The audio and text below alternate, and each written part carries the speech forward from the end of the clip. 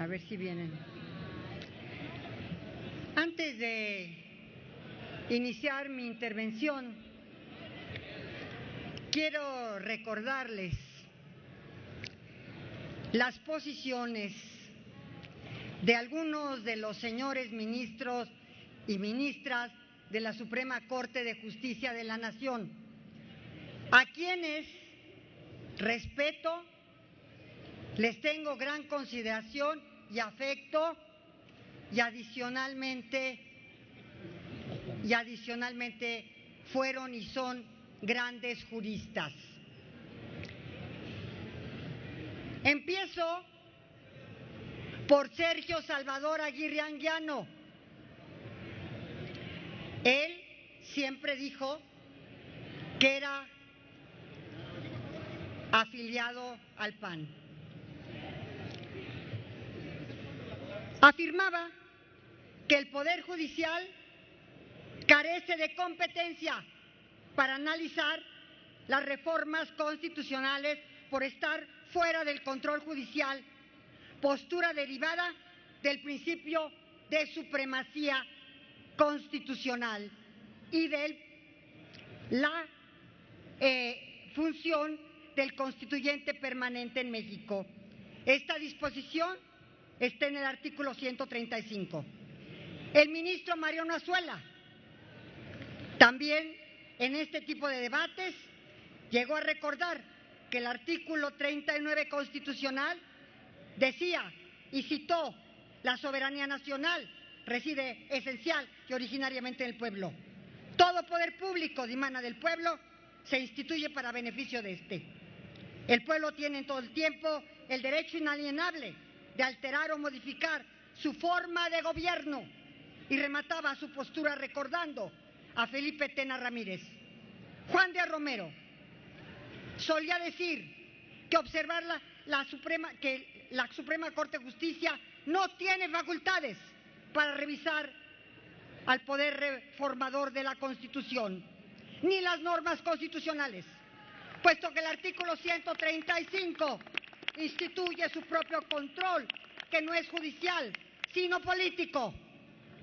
El ministro José de Jesús Gudiño Pelayo, también afiliado al PAN, por supuesto, afirmaba que si el amparo pudiese aplicarse sobre normas constitucionales y de fondo, estaríamos entonces en un mundo en el que habría unas personas con una constitución y otras con otra constitución. Lo mismo decía Fernando Franco González Salas, que sostuvo no encontraba límites a la acción del poder que establece como revisor de la Constitución, de acuerdo con el 135. La ministra Luna Ramos: no hay restricción alguna a las reformas constitucionales que haga el poder constituyente permanente respecto a lo dispuesto en el artículo 135. La Constitución sí puede ser reformada por el poder revisor, y no hay restricción alguna para las reformas constitucionales. En el mismo sentido, Jorge Mario Pardo Rebolledo. Pero ya quiero empezar con mi intervención. El debate sobre el control constitucional de las reformas a la Constitución ha sido uno de los grandes temas de derecho constitucional y procesal constitucional a nivel internacional.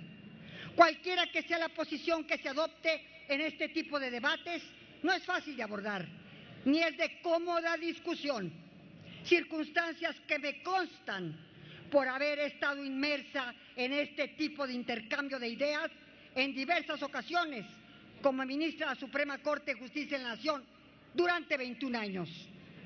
Por principio de cuentas, al asumir una postura con seriedad en este tipo de diferendos, con seriedad, debe hacerse desde una perspectiva en la que la problemática del control constitucional de las reformas constitucionales implica un análisis esencialmente jurídico y técnico que sustancialmente permita diferenciar las particularidades entre el juicio de amparo, las controversias y las acciones de inconstitucionalidad. Esto debido a que la naturaleza de dichos procedimientos y medios de control es diversa y las reglas cambian significativamente de un tipo a otro. Así, no es lo mismo hablar de un amparo ciudadano donde se reclaman violaciones a derechos incorporados en la esfera del quejoso que discernir sobre una controversia constitucional entre autoridades donde es indispensable que la Constitución otorgue legitimación activa y pasiva, y no es legitimación pasiva al constituyente permanente en las controversias constitucionales. Tampoco es igual si discutir en materia de acciones de inconstitucionalidad. ¿Por qué? Porque por antonomasia la acción de inconstitucionalidad es un medio de control abstracto, y al ser abstracto no se pueden estudiar ciertos temas que siempre están desprovistos del panorama de su aplicación y de donde es necesario delimitar el universo de normas constitucionales que sean materia de análisis. Dicho lo anterior, recordemos que la evolución histórica de este tema derivó del hecho de que nuestra Constitución vigente desde 1917 es reformable. Esta característica fue heredada del Constituyente del 57, ya que durante estos primeros 30 años de nuestra vida independiente, en los que dichas disputas facilitaban la rigidez constitucional, que terminó en que la Constitución de 1824 y de 1836, en texto expreso, impidiera las reformas constitucionales al ser consideradas constituciones rígidas, pétreas. Por eso, el texto constitucional de 1857 se flexibilizó y, por supuesto, es una constitución flexible, misma que tuvo estos principios en el 17 y hoy constan en el artículo 135. Es decir, desde la perspectiva histórica constitucional, el texto vigente abona un sistema constitucional rígido que contrasta con el artículo 177 de la Constitución de 24, y el cual señalaba en esta Constitución rígida que jamás se podría reformar la Constitución. Claramente este cambio hubiese resultado más completo si el constituyente hubiera establecido en el texto constitucional un mecanismo claro, expreso, inequívoco de control de validez y efectividad de las reformas, mutas y cambios constitucionales, pero no lo hizo. Esta situación descrita no generó debates relevantes sino hasta el amparo Camacho, cuando se reformó el artículo 122 de la Constitución. Ello porque era un obstáculo para este quejoso competir electoralmente por la jefatura de gobierno del Distrito Federal entonces, donde estábamos por estrenar los procesos electorales para elegir el Ejecutivo capitalino. Pero la reforma establecía que no podía él acceder a esto. Bueno, su demanda fue desechada, pero finalmente la Corte, con la facultad de atracción, por unanimidad de 11 votos, determinó que sí era posible ejercer el control constitucional de amparo, pero solamente del proceso de reformas, no de la materialidad de la reforma constitucional.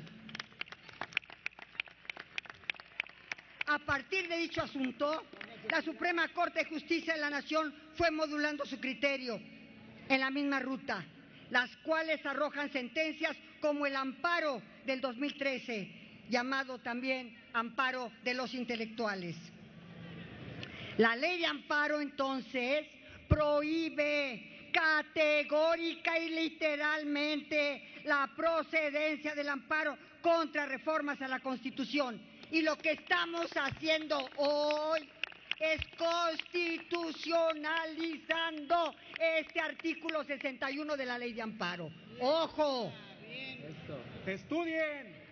Una cosa también, quiero recordarles Con esto, a la mayoría que integrábamos el Pleno de la Corte, nos resultaba notoriamente improcedente ese tipo de intervenciones del Poder Judicial en las determinaciones del Poder Revisor de la Constitución, porque los precedentes reconocían que el amparo no permitía el estudio sustantivo de las reformas constitucionales, aunque sí el procedimiento de reformas. En 2011, desde la Corte, ante el asunto presentado por Federico Reyes Heroles, el amparo de los intelectuales, este sí es el amparo de los intelectuales, volvimos a negar el amparo, pues resultaba formal y jurídicamente imposible el estudio de los contenidos constitucionales reformados. Ojo, la total improcedencia cuando vimos el fondo del amparo contra reformas constitucionales de cualquier naturaleza o especie. Compañeras y compañeros, en todos los amparos posteriores que se ha reconocido la improcedencia del amparo, y la jurisprudencia vigente en materia de improcedencia del amparo indirecto. Como les decía, del artículo 61, fracción primera de la Ley de Amparo, que hoy se constitucionaliza. Por otro lado, desde que entraron en vigor las controversias constitucionales, se ha considerado que la controversia constitucional es indiscutiblemente improcedente para impugnar el procedimiento de reformas y adiciones a la Constitución, porque se carece de sujeto pasivo a demandar al Poder Revisor de la Constitución. ¿Entendieron? Y en razón de las acciones de inconstitucionalidad, ustedes recordarán que es un control abstracto, que constituye un mecanismo a través del cual la Corte analiza la validez de una norma general sin que exista un acto concreto de aplicación, incluso sin necesidad de que se expresen argumentos. Lo que aquí quiero ser muy puntual, lo que se requiere para su práctica de un universo finito y conocido por las normas constitucionales. En la acción de inconstitucionalidad se contrastan las normas secundarias con la Constitución. Por lo tanto, es la Constitución el límite de las acciones de inconstitucionalidad. Ahora, y así lo establece Alemania, España, Colombia, Argentina, Brasil, Austria, Francia, que tiene un control de constitucional abstracto a través del control previo. Ahora, para concluir, quisiera llamar a la reflexión sobre algo que ha estado aquí presente permanentemente en estas discusiones. El tema del control constitucional sobre las reformas a la Constitución, que se encuentran estrechamente relacionados con dos grandes temas y que han inquietado este pleno, a este honorable pleno, a partir de confusiones, intencionales o no, de su impacto actual. Me refiero a dos temas: el concepto de soberanía y a la protección y defensa de los derechos fundamentales de los ciudadanos. En cuanto al primer tema, ya dije que todos los ministros coincidieron en la supremacía constitucional. En el segundo tema, quiero tratar a un autor, el profesor Armin von Bogandy, y su concepto del ius constitutionale comune para América Latina, junto con otros académicos del Instituto Max Planck, donde propone una teoría constitucional orientada hacia la protección y promoción de los derechos humanos en América Latina. Sobre la premisa dice que hay una tradicional vulneración a los derechos fundamentales en nuestro continente.